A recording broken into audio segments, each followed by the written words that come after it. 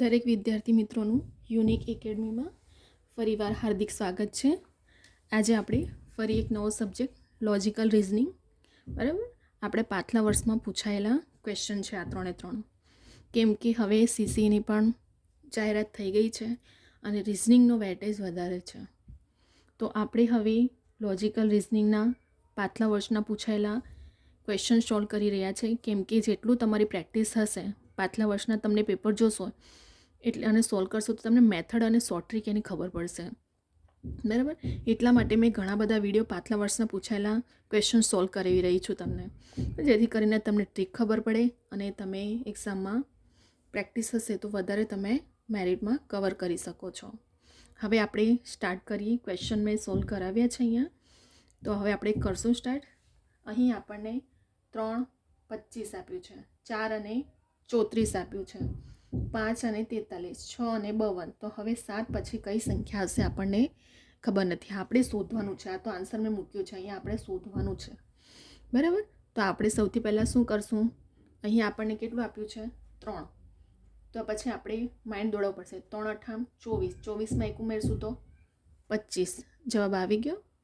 હવે નીચે જુઓ, 4, તો 4 અઠામ 32, 32માં 2 ઉમેરશું તો 34. ત્યાર પછી 5, તો 5 અઠામ 40, 40માં 3 ઉમેરશું તો 43. 6 અઠામ 48, 48માં 4 ઉમેરશું તો 52. 7 અઠામ 56, 56માં 5 ઉમેરશું તો 61. હવે આ તમને ક્યારે ટ્રીક એક્ઝામમાં યાદ આવશે? જ્યારે તમે આવી પ્રેક્ટિસ કરી હશે ને રિઝનિંગની, તો તમને મેથડ યાદ આવશે કે કયા મેથડ પ્રમાણે આપણે માઇન્ડ દોડાવી શકીએ છીએ. અહીં શું થાય છે, દરેક આગળની રકમને 8 વડે ગુણાકાર કરીને અને ત્યાર પછી 1, 2, 3, 4, 5 એવી રીતે શું થાય છે, ક્રમવાઇઝ વધી રહ્યું છે, બરાબર. ફરી એકવાર, દરેક આગળની રકમને 8 વડે ગુણાકાર કર્યું છે અને 1, 2, 3, 4, 5 એવો શું ક્રમ વધી રહ્યો છે અને એ પ્રમાણે આપણો આન્સર લાસ્ટમાં આવે છે 61, બરાબર. ફરી એકવાર સમજાવી દઉં છું. આપણે અહીં 3 આપ્યું છે, 3 અઠામ 24, 24માં 1 ઉમેરશું તો 25 આવશે. પાછું અહીં જો 4, 4 અઠામ 32, 32માં 2 ઉમેરશું તો 34 આવશે. 5 અઠામ 40, 40માં 3 ઉમેરશું તો 43. 6 અઠામ 48, 48માં 4 ઉમેરશું તો 52. 7 અઠામ 56, 56માં 5 ઉમેરશું તો 61 આન્સર, બરાબર. આ આપણું પ્રેક્ટિસ મેટર કરે છે એક્ઝામમાં. તમારું આવી જો મેથડ હોય ને તો આપણે આવી પ્રેક્ટિસ કરીએ તો એક્ઝામમાં આપણું માઇન્ડ દોડી શકે છે કે આપણે કોના વડે ગુણાકાર કરીને કેટલા ઉમેરીએ તો ફટાફટ આવા આન્સર આવી શકે છે, બરાબર. ત્યાર પછી હવે આપણે બીજો ક્વેશ્ચન જોઈએ. એક પરીક્ષામાં અ અને બ કરતાં 9 માર્ક્સ વધારે મળે છે. અને બ કરતાં કેટલા માર્ક્સ વધારે મળે છે? 9 માર્ક્સ વધારે મળે છે. અને તેને મળેલ માર્ક અ અને બના માર્કના સરવાળાના 56% થાય છે. તો સંજોગોમાં બંનેને કેટલા માર્ક મળેલા હશે, બરાબર. હવે એટલું યાદ રાખજો સ્ટુડન્ટ વિદ્યાર્થી મિત્રો કે કેટલાક ક્વેશ્ચન એવા હોય છે ને કે જે ઓપ્શન પરથી પણ રિઝનિંગમાં ગણવામાં આવે છે, પરંતુ આ વસ્તુ ત્યારે પોસિબલ છે કે તમે જ્યારે સોલ્વ કર્યું હશે, પ્રેક્ટિસ કરી હશે, બરાબર. ઘણા વિડીયો કે પછી તમે એવા રિઝનિંગના ક્વેશ્ચનો સોલ્વ કર્યા હશે ને તો તમને મેથડ અને શોર્ટ ટ્રીક એ ટાઈમે યાદ આવવાની છે, અધરવાઇઝ મેળ નથી પડવાનો. અહીં આપણે જોઈએ. હવે હું તમને અહીં પહેલાં શું કીધું છે કે અને બ કરતાં 9 માર્ક્સ વધારે મળે અને તેને મેળવેલ માર્ક અને બના કેટલા માર્કના સરવાળાના 56% થાય છે. હવે આપણને સરવાળાને આ બધું કશું ખબર નથી કે કેટલી રકમ છે અને કેટલા. આપણને તો ડાયરેક્ટલી શું કીધું કે 56% સરવાળાના થાય છે. તો બંનેને કેટલા માર્ક મળેલા હશે. હવે બંનેના માર્ક કેટલા મળેલા હશે તો આપણે પછી ઓપ્શન પરથી ગણવું પડશે બંનેના માર્ક, બરાબર. કેમ કે આપણને ખાલી 9 માર્ક વધારે મળેલા છે અને ડાયરેક્ટલી સરવાળો આપી દીધો છે. તો આ અ અને બ, અ અને બ, અ અને બ, અ અને બ આવી રીતે આપણે ધારવું પડશે. આપણે અહીં ઓપ્શન પરથી આન્સર ગણવાનો છે. તો સૌથી પહેલાં આપણે 42 વાળું ધાર્યું કે 42 + 33 કેટલા થાય તો 75 થાય. હવે 42 - 33 કરશો તો 9 માર્ક બેઠું મળી ગયું આપણને. આ બંને રકમનું તમે બાદબાકી કરશો 9 નહીં આવે. આ બે રકમની પણ બાદબાકી કરશો તો 9 નહીં આવે. અને આ બે રકમની બાદબાકી કરશો 9 તો વધારે, પરંતુ અહીં શું કીધું છે કે અને બ કરતાં તો આને આપણે અ ધારવાનો અને આને બ ધારવાનો. 9 માર્ક વધારે છે તો અને મેળવેલા માર્કના સરવાળાના 56% થાય છે અહીં કીધું છે. તો જ્યારે આપણે 42 + 33 કરીએ તો 75% થાય અને 42 - 33 કરતું તો 9 આવશે. તો આપણે પછી ધારવું પડશે કે 75 સરવાળા બરાબર થાય છે, સરવાળાને 56%, તો આપણે ધારવું પડે આ બંનેનો સરવાળો કેટલો આવ્યો 75. તો 75 પર 42 તો 100% પર કેટલા? બરાબર, કેમ કે અહીં આપણે 56% ડાયરેક્ટલી આન્સર આપી દીધો છે આપણે. તો હવે આપણે એ ધારવાનું છે કે 56% કેટલા પર થાય છે. બરાબર, તો પહેલી રકમ આપણે કરીએ ત્યારે 56% આન્સર આવે છે. ફરી એકવાર 42 + 33 કરીએ, બંને રકમના સરવાળો 9 માર્ક્સ વધારે છે એટલા માટે. તો 9 માર્ક્સ આમાં 42 - 33 કરશો તો 9 માર્ક્સ વધારે આવે છે. 42 + 33 75, તો 75ના સરવાળા પર 42 તો 100% પર કેટલા? તો 100 × 42 / 75. હવે ઉડાવો, 25 × 75 ને 25 × 100. નહીં 14 × 42 ઉડી ગયું એટલે 14 × 56. ક્યારે થાય છે બંનેનો સરવાળો કરવા તે 42. અને હવે તમે આ જ મેથડથી આ રકમને કે આ રકમને ગણશો ને તો 56 આન્સર નથી આવવાનો. બરાબર, તો આપણે એક્ઝામમાં પછી ત્યાં માઇન્ડ દોડાવવું પડે કે કઈ રકમને કઈ રીતે આપણે મેળ બેસાડીએ તો આપણે સરવાળો કે બાદબાકી કરતાં 9 માર્ક વધારે મેળ બેસે. બરાબર, અહીં 3 2 છે. બરાબર, ચલો હવે આપણે નેક્સ્ટ ક્વેશ્ચન પર જઈએ. બરાબર, કેમ કે તમે આ બીજા રકમના ઓપ્શન ગણશો ને તો તમારો 56 આન્સર આવવાનો જ નથી. 42 અને 33ને ધારીને ગણીએ તો ફટાફટ આન્સર આવી જાય છે કે બંનેનો રકમનો સરવાળો એટલે 75. ત્યાર પછી શું કીધું કે 9 માર્ક વધારે, તો 42 - 33 9 આવી ગયા, તો 75 પર 42 તો 100 પર કેટલા? તો આપણો 56 આન્સર એ ઓપ્શન પર આવે છે. બરાબર, તો 42 અને 33. હવે ત્રીજો જો, 3 વર્ષ બાદ મુદ્દલ અને સાદું વ્યાજ મળીને રકમ કેટલી થાય છે? 815 થાય છે. 4 વર્ષનું સાદું વ્યાજ અને મુદ્દલ મળીને 854 થાય છે. તો મુદ્દલ કેટલી? બરાબર, હવે તમે લાસ્ટ યરના કેટલા પેપર સોલ્વ કરશો તો તેમાં વ્યાજ મુદ્દલ, સાદું વ્યાજ, ચક્રવૃદ્ધિ વ્યાજ, બરાબર, આવા ઘણા બધા ક્વેશ્ચનો તમારા રિઝનિંગમાં, મેથમાં હોય જ છે.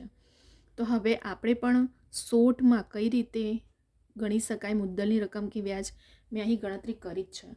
બરાબર, અને આ લાસ્ટ યરના GSBના ક્વેશ્ચન પૂછાયો છે. બરાબર, એટલે મેં પહેલાં જ હેડિંગ મારી છે કે પાછલા વર્ષમાં પૂછાયેલા. તો પાછલા વર્ષમાં કેવી રીતે ક્વેશ્ચન પૂછાય છે અને આપણે કેવી રીતે પ્રેક્ટિસ કરવાની છે શોર્ટ ટ્રીક પ્રમાણે અને કેવા પ્રશ્ન પૂછાઈ શકે છે હવે, તો આપણે આ પ્રમાણે પ્રિપરેશન કરવાની છે. બરાબર, અહીંયા આપ્યું છે કે 3 વર્ષ બાદ મુદ્દલ અને સાદું વ્યાજ મળીને રકમ 815 થાય. તો 4 વર્ષનું સાદું વ્યાજ અને મુદ્દલ મળીને 854 થાય છે. તો મુદ્દલ કેટલી? હવે ચલો સ્ટાર્ટ કરીએ. આપણે 3 વર્ષનું કેટલું આપણને કીધું 815. ત્યાર પછી 4 વર્ષનું કેટલું કીધું 854. તો હવે વ્યાજ ગણીએ આપણે કેટલું થયું 854માંથી તમે 815 બાદ કરશો તો 1 વર્ષનું 39 વ્યાજ મળી ગયું આપણને. તો હવે આપણે તો શું કીધું છે કે 3 વર્ષ બાદનું છે, તો 39 × 3 કરશું તો 117 વ્યાજ મળી ગયું આપણું. તો હવે જે મુદ્દલ કેટલી હતી આપણી પાસે 815, એમાંથી આ જે વ્યાજ છે 117 બાદ કરશું તો આપણને મુદ્દલ મળી જશે 698. ફરી એકવાર 3 વર્ષનું મુદ્દલ અને સાદું વ્યાજ મળીને 815 થયું. હવે શું કીધું 4 વર્ષનું સાદું વ્યાજ અને મુદ્દલ મળીને 854 થાય. તો મુદ્દલ કેટલી? તો સૌથી પહેલાં આપણે શું કરશું 3 વર્ષનું અને ચોથા વર્ષનું વ્યાજની શું કરશું બાદબાકી કરશું. ત્રીજા વર્ષની મુદ્દલને સાદું વ્યાજ કેટલું 815 અને ચોથા વર્ષનું 854. તો બંને રકમની પહેલાં શું કરશું બાદ કરશું. 854 - 815 એટલે 39 વ્યાજ મળી ગયું. હવે 3 વર્ષ બાદનું છે તો આપણે 3 વર્ષનું કેટલું ગણવું પડશે? આપણે 3 વર્ષનું એટલે 39 વ્યાજ છે ગુણ્યા 3 કરશું તો 117 ટોટલ વ્યાજ મળી ગયું આપણને. હવે 117 જે ટોટલ વ્યાજ આવ્યો તો આપણે કેટલું છે આ મુદ્દલ અને વ્યાજ મળીને છે 815 રકમ, તો આપણે વ્યાજની બાદબાકી કરી દઈશું તો આપણને મુદ્દલ મળી જશે. બરાબર, કેમ કે આમાં સાદું વ્યાજ પણ સંકળાયેલું છે અને મુદ્દલની રકમ, તો આપણે વ્યાજ બાદ કરશું તો જ આપણને મુદ્દલની રકમ મળશે. બરાબર, ફરી એકવાર આપણે રિવિઝન કરી લઈએ. અહીં દરેક આગળની રકમને 8 વડે ગુણાકાર કરશું અને ક્રમ વાઇઝ 1 2 3 4 5 ઉમેરશું તો આ બધા આન્સર મળી જશે. 3 8 24, 24માં 1 ઉમેરશું તો 25, 4 8 32, 32માં 2 ઉમેરશું તો 34. એટલે જો અહીં મેં આપ્યું જ છે 3 4 5 6 7 8 8 8 વડે ગુણાકાર અને ક્રમ જુઓ 1 2 3 4 5 ઉમેરતા જઈએ છે. 4 8 32, 32માં 2 ઉમેરશું તો 34, 5 અઠામ 40, 40માં 3 ઉમેરશો તો 43. ક્રમ વાઇઝ જ જાય છે આગળ. જુઓ આખો સ્ટેપ 3 4 5 6 અને દરેક રકમને 8 વડે ગુણાકાર અને એમાં 1 2 3 4 5 એ રીતે ક્રમ વાઇઝ ઉમેરવામાં આવ્યો છે. 5 અઠામ 40, 40માં 3 ઉમેરશો તો 43, 6 અઠામ 48, 38માં 4 તો 52, 7 અઠામ 56, 56માં 5 તો 61 આપણો આન્સર આવી ગયો. એવી જ રીતે અહીં અ અને બ કરતાં તો ઘણા એક્ઝામમાં આપણે ઓપ્શન પરથી પણ ગણવામાં આવે છે. એટલું ધ્યાન રાખજો. થોડી એ ટાઈમે એક્ઝામમાં માઇન્ડ દોડાવજો કે ઓપ્શન પરથી બી આન્સર આપણને મળી જશે. અહીં આપણને ડાયરેક્ટલી બંનેના માર્કનું કીધું છે, તો બંનેના માર્ક આપણે પછી નીચે ઓપ્શન પરથી જ બંનેના, અહીં આપણને આપ્યું જ નથી બંનેના માર્ક્સ, તો પછી ઓપ્શન પરથી જ ગણવું પડશે. બરાબર. તો 42 33ને લઈને ગણ્યું તો આપણે 9 માર્ક વધારે મળી ગયું. બંને રકમનો સરવાળો તો 75 થાય. તો 75 પર 42 તો 100 પર કેટલા? તો 100 ગુણ્યા 42 છેદમાં 75 એટલે કટ કરશું 25 ચોક 100 અને 25 તારી 75, 3 14 તારી 42 ઉડી ગયું. તો 14 ચોક 56 આપણો આન્સર આવી ગયો. હવે એવી જ રીતે ત્રીજો, તો આપણને અહીં 3 વર્ષ બાદનું મુદ્દલ સાદું વ્યાજ બંનેની રકમ આપી છે અને ચોથા વર્ષનું મુદ્દલ વ્યાજ. આપણે બંને રકમની પહેલાં બાદબાકી કરશું તો વ્યાજ મળી જશે આપણનું 39. હવે આપણે 3 વર્ષનું કીધું છે, તો 3 વર્ષ બાદનું છે એટલે ગુણ્યા 3 કરીશું એટલે 170 વ્યાજ આવી ગયું. હવે આ જે રકમ છે 815, એમાં સાદું વ્યાજ પણ છે અને મુદ્દલની છે. આપણે તો મુદ્દલ શોધવાનું છે. તો 815માંથી જે તમારું 3 વર્ષનું વ્યાજ મળ્યું તે બાદ કરશો તો મુદ્દલ મળી જશે 698. આપણો આન્સર આવી જશે. આપણા 3 પાછલા વર્ષના ક્વેશ્ચન સોલ્વ થઈ ગયા છે. સ્ટુડન્ટ વિદ્યાર્થી મિત્રો, તમારે સ્ક્રીનશોટ લેવું હોય તો સ્ક્રીનશોટ લઈ શકો છો. અને જ્યાં સુધી હોય સ્ક્રીનશોટ તો બેટર છે, બટ વિડીયો જોઈ જોઈને તમે સાથે પણ ગણતા થાઓ. નોટબુકમાં રિવિઝન કરો અને પ્રેક્ટિસ કરો, જેથી કરીને એક્ઝામમાં તમને મેથડ યાદ આવે. બરાબર. કેમ કે પ્રેક્ટિસ વગર રિઝનિંગ અને મેથ નહીં ફાવે તમને. અહીં આપણે વિડીયોને સ્ટોપ કરીએ છીએ. જો વિદ્યાર્થી મિત્રો તમને આ વિડીયો ગમે તો લાઈક, શેર અને સબસ્ક્રાઈબ કરો. બીજા બધા વિદ્યાર્થી મિત્રોને પણ શેર કરો, જેથી કરીને દરેક વિદ્યાર્થી મિત્રો સુધી આ વિડીયો પહોંચે. બરાબર. અને એમને પણ આ મેથડ કે શોર્ટ ટ્રિક અને સોલ્વ લાસ્ટ યરના પેપરના જ ક્વેશ્ચન છે, એટલે તમે વધારે આને પર ફોકસ કરી શકો છો કે કેવી રીતે હવે કાઢી શકે છે એ લોકો પેપર. બરાબર.